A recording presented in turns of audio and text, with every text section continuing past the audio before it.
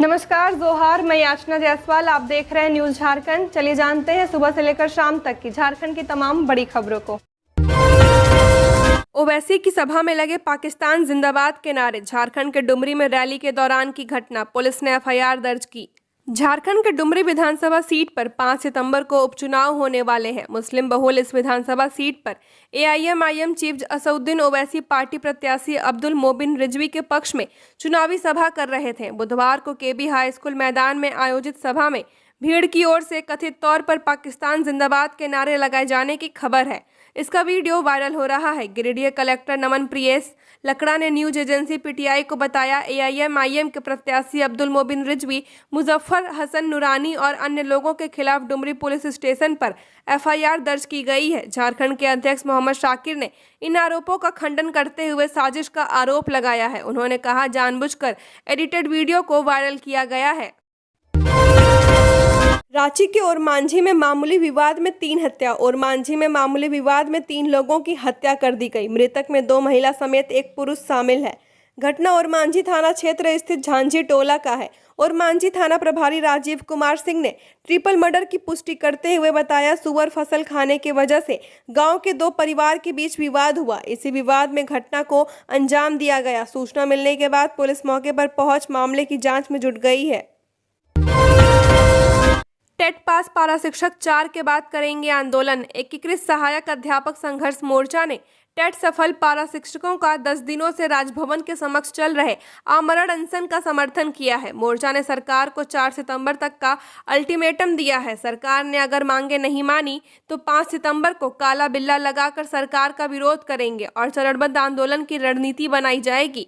मोर्चा के विनोद बिहारी महतो, संजय कुमार दुबे, ऋषिकेश पाठक, सिंटू सिंह व दशरथ ठाकुर ने संयुक्त रूप से कहा कि पिछले 10 दिनों से राजभवन के समक्ष टेट पास सहायक अध्यापक अपनी मांगों को लेकर आमरण अनशन पर बैठे हैं, लेकिन सरकार के द्वारा आज तक कोई पहल नहीं की गई है। मोर्चा ने सरकार को 4 सितंबर तक का अल्टीमेटम देते हुए यह कहा है कि इन संगठनों को वार्तालाप करें और राज्य के 62,000 सहायक अध्यापकों के भविष्य के बारे में जो वार्ता हुई थी उस पर अमल जल्द से जल्द किया जाए। यदि ऐसा नहीं होता है तो राज्य के 62,000 सहायक अध्यापक शिक्षक दिवस पर काला बिल्ला लगाकर सरकार का विरोध करेंगे। उसके बाद सरकार के खिलाफ एक बैठक करके एक बड़ा आंदोलन की घोषणा करेंगे। खबरों में आगे बढ़ने से पहले अगर आपने अभी तक इस चैनल को सब्सक्राइब नहीं किया है तो सब्सक्राइब कर ले, जिससे आपको झारखंड की हर छोटी बड़ी खबर के अपडेट मिलते रहे। तो चलिए बढ़ते हैं खबरों की ओर।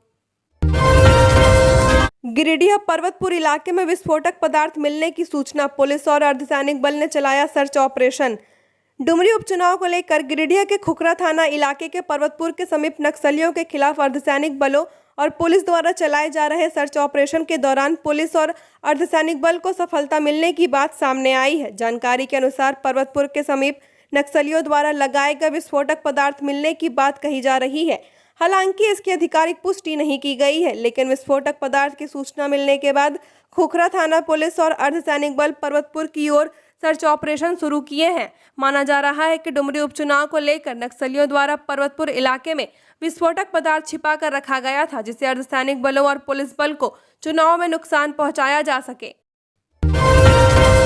डुमरी उपचुनाव से पहले वाहन जांच के दौरान स्टैटिक सर्विलांस टीम ने जब्त किए 1,40,000 रुपए।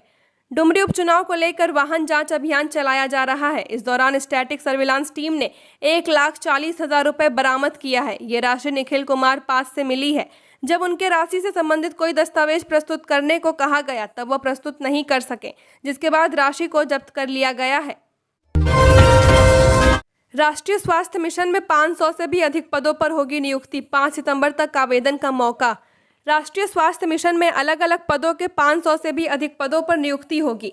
इसके लिए स्वास्थ्य, चिकित्सक, शिक्षा एवं परिवार कल्याण विभाग झारखंड की ओर से विज्ञापन जारी कर दिया गया है। अनुबंध आधारित इन नियुक्तियों के लिए 5 सितंबर तक ऑनलाइन आवेदन किए जा सकते हैं। जारी विज्ञापन के मुताबिक अलग अलग पदों के लिए चयनित कैंडिडेट को 10,000 रुपए से लेकर 80,000 रुपए तक हर माह मिलेंगे। चयनितों से ब्लॉक स्तर से लेकर जिला और स्टेट लेवल तक सेवाएं ली जाएंगी। विस्तृत जानकारी और आवेदन के लिए वेबसाइट www.grhms.jharkhand.gov.in को देखा जा सकता है। रिश्वत के आरोप में 3 जवान सस्पेंड। रांची में ट्रैफिक पुलिसकर्मी मालगाड़ी को पास कराने के एवज में रिश्वत लेते हैं। बुधवार को उर्दू लाइब्रेरी और वुल हाउस पोस्ट में तैनात 3 ट्रैफिक पुलिसकर्मियों का रिश्वत लेते हुए वीडियो वायरल हुआ है। इस मामले को गंभीरता से लेते हुए ट्रैफिक एसपी हरीश बिन जमा ने तीनों पुलिसकर्मियों को सस्पेंड कर दिया है। इस संबंध में ट्रैफिक एसपी ने आदेश जारी किया है। सस्पेंड एएसआई शशि केरकट्टा, हवलदार संतोष कुमार सिंह और मोहम्मद असलम परवेज से लिखित स्पष्टीकरण मांगा गया है। दोनों स्थानों पर दूसरे पुलिसकर्मियों को योगदान देने से संबंधित आदेश गुरुवार को जारी किया जाएगा। वायरल वीडियो के अनुसार बुधवार को वुल हाउस ट्रैफिक पोस्ट में एएसआई शशि केरकट्टा तैनात थे। इसी दौरान माल रोड पियागो लेकर चालक पहुंचा और पोस्ट में मौजूद एएसआई को कुछ रुपए थमा दिए। वहीं उर्दू लाइब्रेरी के पास भी एक ऑटो चालक ने ट्रैफिक पुलिसकर्मी को रिश्वत दी। इसके अलावा एक ट्रैफिक पुलिसकर्मी ऑटो चालक से रुपए ले रहा था। इसका वीडियो सोशल मीडिया में वायरल हुआ, जिसके बाद ट्रैफिक एसपी ने मामले को गंभीरता से लेते हुए कार्रवाई की। सीएम हेमंत ही नहीं, ईडी भी पहुंची सुप्रीम कोर्ट। दूसरे समन में सीएम ने ईडी को बताई थी अदालत जाने की बात। सुनवाई की तारीख अभी तय नहीं।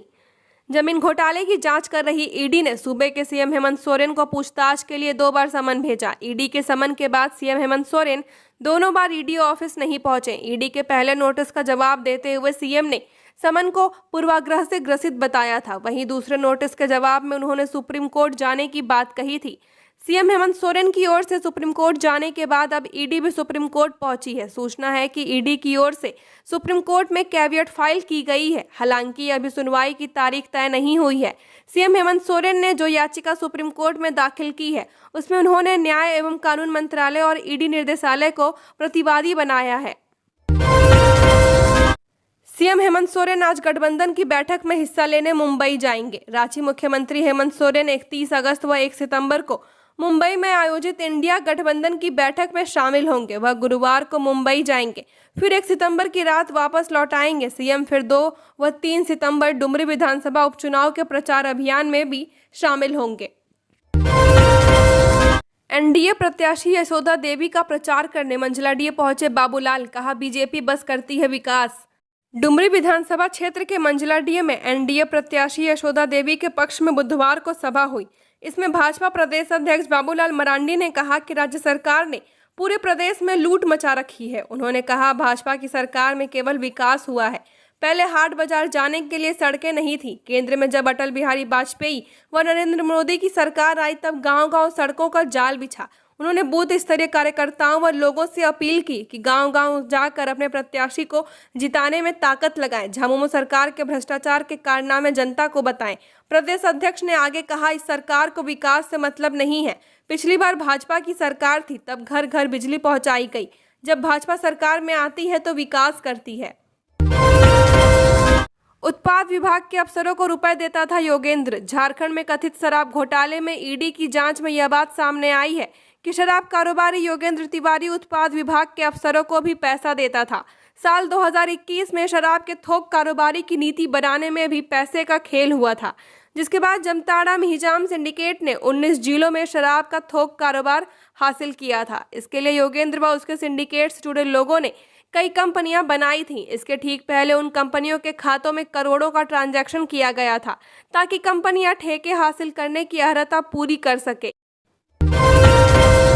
कुर्मी मुस्लिम वोटरों पर नजर, डुमरी तय करेगा कुर्मी का बड़ा नेता। डुमरी विधानसभा उपचुनाव को लेकर झारखंड में सियासत पूरे उफान पर है। सत्ता पक्ष और विपक्ष के सभी बड़े नेताओं ने चुनाव प्रचार में पूरी ताकत झोंक दी है। सत्तारूढ़ झामुमो के नेता और मुख्यमंत्री हेमंत सोरेन हर दूसरे दिन डुमरी का चुनाव दौरा कर रहे हैं। इधर भाजपा के प्रदेश अध्यक्ष बाबूलाल मरांडी और राजसू पार्टी के अध्यक्ष सुदेश महतो लगातार डुमरी विधानसभा में प्रचार करते हुए वोटरों को रिझाने में लगे हैं। धुआंधार प्रचार के साथ साथ दोनों पक्षों से नेताओं और कार्यकर्ताओं की पूरी फौज डुमरी में जुटी हुई है। इस चुनाव में आमने सामने की लड़ाई को तीसरा कोण बनाने की कोशिश में जुटे असदुद्दीन ओवैसी की पार्टी एआईएमआईएम की पार्टी के नेताओं ने भी पूरी ताकत झोंक दी है। मुस्लिम वोटरों के आश्रय यह सियासी पार्टी अपनी सियासत कर रही है। यह उपचुनाव कई सियासी सवालों को अपने अंदर समेटे हुए है। कुर्मी समुदाय का नेता कौन होगा, इस चुनाव के बाद इसका भी जवाब मिलेगा। इसमें दिवंगत जगन्नाथ महतो की लोकप्रियता और सहानुभूति की अग्नि परीक्षा शामिल है। फर्जी सर्टिफिकेट पर बहाल 214 पारा शिक्षकों को हटाने की तैयारी। झारखंड के 214 पारा शिक्षकों सहायक अध्यापकों को हटाने की राज्य सरकार तैयारी कर रही है। फर्जी सर्टिफिकेट पर बहाल ऐसे पारा शिक्षकों की पहचान प्रमाण पत्र जांच के दौरान कर ली गई है। अब तक की जांच की प्रक्रिया में गलत रूप से बहाल 431 पारा शिक्षकों को चिन्हित किया गया, जिसमें से 217 को सेवा मुक्त किया जा चुका है। जो फर्जी पारा शिक्षक बच गए हैं, उन्हें जल्द सेवा से हटाने का निर्देश दिया गया है। राज्य के पारा शिक्षकों के सर्टिफिकेट की जांच पिछले 1.25 साल से चल रहा है। 61,000 पारा शिक्षकों में से अब 1982 यानी कि 1,982 पारा शिक्षकों के सर्टिफिकेट की जांच अब तक पूरी नहीं हो सकी है। अभी भी विभिन्न विश्वविद्यालय, बोर्ड और संस्थानों में यह लंबित है। अब तक 59,000 पारा शिक्षकों के सर्टिफिकेट की जांच पूरी हो चुकी है। इसमें 431 पारा शिक्षक गलत रूप से बहाल पाए गए। इसमें से 284 पारा शिक्षक फर्जी सर्टिफिकेट के आधार पर बहाल थे। वहीं 67 ने इस्तीफा दे दिया। 67 गलत तरीके से बहाल थे, जबकि 13 पर क्रिमिनल केस दर्ज है। ऐसे पारा शिक्षकों पर ही कार्रवाई हो रही है।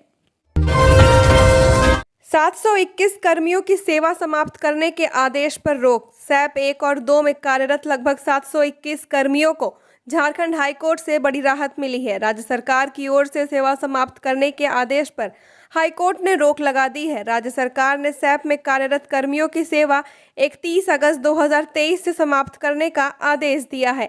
इस आदेश को हाईकोर्ट में चुनौती दी गई थी। बुधवार को हाईकोर्ट के जस्टिस डॉक्टर एस.एन. पाठक की अदालत ने सैप कर्मियों को सेवानिवृत्ति उम्र से पूर्व राज्य सरकार द्वारा हटाए जाने के आदेश को चुनौती देने वाली याचिका पर सुनवाई हुई। अदालत ने मामले में दोनों पक्षों को सुनने के उपरांत राज्य सरकार के आदेश पर तत्काल रोक लगा दी है। साथ ही मामले में राज्य सरकार से जवाब तलब किया गया है। मामले की अगली सुनवाई 5 अक्टूबर को निर्धारित की गई है। स्कूल में भी रैगिंग। हॉस्टल की ड्रग्स पार्टी में जूनियर्स की ली जाती थी क्लास। जाने मामला। धनबाद के जवाहर नवोदय विद्यालय बनागड़िया निरसा में 8वीं के छात्रों के साथ रैगिंग का मामला सामने आया है। 1-2 नहीं बल्कि 12 छात्रों से रैगिंग हुई है। सभी छात्र जवाहर नवोदय विद्यालय के आवासीय परिसर में रहते हैं और उनके अधिकतर गिरिडीह, मधुपुर व धनबाद के विभिन्न इलाकों के रहने वाले हैं। इन छात्रों ने 12वीं के 7 छात्रों पर रैगिंग का आरोप लगाया है। फिलहाल छात्रों की शिकायत पर स्कूल प्रबंधन ने 7 छात्रों को 15 दिन के लिए स्कूल से निलंबित कर दिया है। प्रबंधन ने आंतरिक जांच टीम बनाकर पड़ताल शुरू कर दी है। जांच में प्रकरण सही पाए जाने पर आरोपित छात्रों को स्कूल से निष्कासित भी किया जा सकता है। पीड़ित छात्रों का कहना है कि स्कूल की छुट्टी होने के बाद हॉस्टल में रहने वाले 12वीं के 10-12 छात्र रैगिंग करते थे। जूनियर्स के हाथों में जबरदस्ती नशीला पदार्थ देकर उनकी तस्वीरें खींच लेते और शिक्षकों को दिखाने की धमकी देते थे। लगभग 1 माह से रैगिंग की जा रही थी। 15,000 किसानों का राज्य सरकार नहीं दे रही है रुपए 50 करोड़। खरीफ के मौसम में 2022-23 में राज्य के 31,852 किसानों ने राज्य सरकार को 17.59 लाख क्विंटल धान बेचा है। सरकार की ओर से सभी किसानों को पहले किस्त की राशि का भुगतान कर दिया गया है, लेकिन 9 माह बीत जाने के बाद भी लगभग 15,000 किसानों को दूसरी किस्त व बोनस का भुगतान नहीं हो पाया है। सरकार की ओर से धान क्रय के एवज में लगभग 256 करोड़ रुपए का भुगतान किया गया है। अब भी सरकार के पास किसानों का 50 करोड़ से अधिक रुपए बकाया है।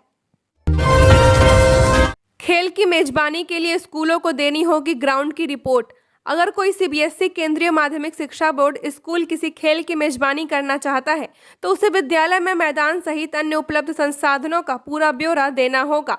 केंद्रीय माध्यमिक शिक्षा बोर्ड ने स्कूलों को इस संबंध में दिशा निर्देश भी दे दिए हैं। इसके तहत क्लस्टर के लेकर राष्ट्रीय प्रतियोगिता तक की मेजबानी के लिए विद्यालय बोर्ड को प्रस्ताव भेज सकते हैं। बोर्ड ने अपनी गाइडलाइन में स्पष्ट कहा है कि स्कूलों को सबसे पहले आवेदन के साथ एक वीडियो उपलब्ध कराना होगा। 3 से 5 मिनट के इस वीडियो में संबंधित विद्यालय मैदान की स्थिति, उपलब्ध संसाधनों की स्थिति सहित संबंधित खेल जिसकी मेजबानी करना चाहता है उसके लिए आवश्यक व्यवस्था संबंधित जानकारी उपलब्ध कराएंगे। जमशेदपुर में इस साल डेंगू से पहली मौत। 36 नए और 44 संदिग्ध मरीज मिले।